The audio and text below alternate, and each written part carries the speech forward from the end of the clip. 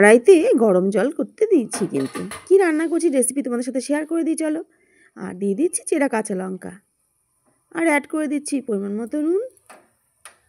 সবই তো রেসিপি তোমাদের সাথে শেয়ার করতে থাকি, তো চলো রেসিপিটা শেয়ার করে দিই কী রান্না করছি আজকে। আর দেখো এখানে কেটে রেখেছি ছোট ছোট করে লাউ আর একটুখানি নতুন আলু। তো জলটা গরম হতেই কিন্তু আমি এর মধ্যে লাউ আর আলুর টুকরোগুলো কিন্তু দিয়ে দিচ্ছি। একদম নিরামিষ রান্না আমি কিন্তু এটা শেয়ার করছি তোমাদের সাথে।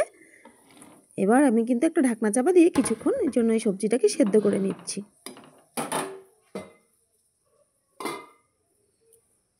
কি রান্না করছি বলো তো? মটর শাকের ঢালা সম্মান নিরামিষ লাউ আলু দিয়ে।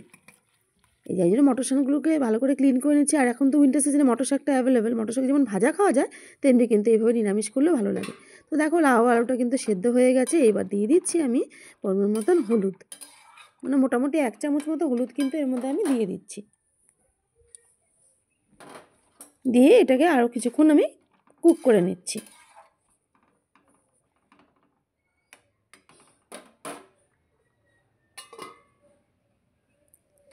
তো চলো সেদ্ধ করা কিন্তু হয়েই গেল আমার। এবার আমি এটাকে একটা পাত্রে ঢেলে নিচ্ছি।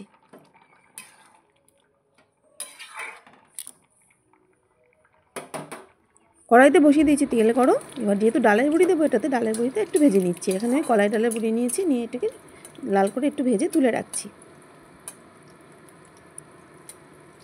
দেখো কলাই ডালের বড়িগুলো কিন্তু ভাজা হয়ে গেছে, এবার তুলে নিই চলো।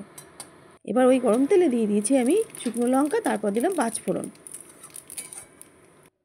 এবার অ্যাড করে দিচ্ছি ওই সবজিটা যে সেদ্ধ করে গেছিলাম সেটাকে আমি ফোড়ন দিয়ে নিলাম।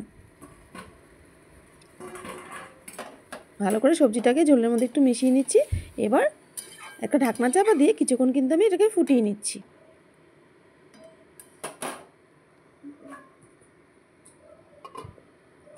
এইবার চলে যাচ্ছে এর মধ্যে মটর শাক। মটর শাকগুলো আগে দিলাম না কেন, মটর শাকের একটা সুন্দর গন্ধ থাকে। তো এটা আমি এই রেসিপিটাও কিন্তু আমার শাশুড়ি মায়ের কাছ থেকে আমি শিখেছি। তো মটর শাকের যে গন্ধটা যদি বেশি কষিয়ে রান্না করি তাহলে গন্ধটা কিন্তু আর থাকে না। তার জন্য কিন্তু মটর শাকটা একটু ওপর দিয়ে আমি কিন্তু দিয়ে দিয়েছি। তো মাকেও দেখতাম এইভাবে দিতে, তো আমি এইভাবেই কিন্তু দিলাম।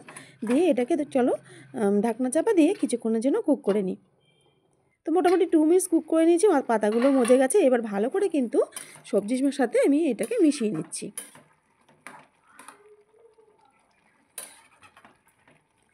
এবার অ্যাড করে দিচ্ছি সামান্য একটু চিনি। যেহেতু এটা নিরামিষ রান্না, তো এখানে একটু মিষ্টি না দিলে কিন্তু ভালো লাগবে না। শাকও রয়েছে, সবজিও রয়েছে, তো এখানে একটুখানি মিষ্টি কিন্তু আমি দিয়ে দিচ্ছি। আর দিয়ে দিচ্ছি আমি ডালের বড়ি ভাজাগুলো।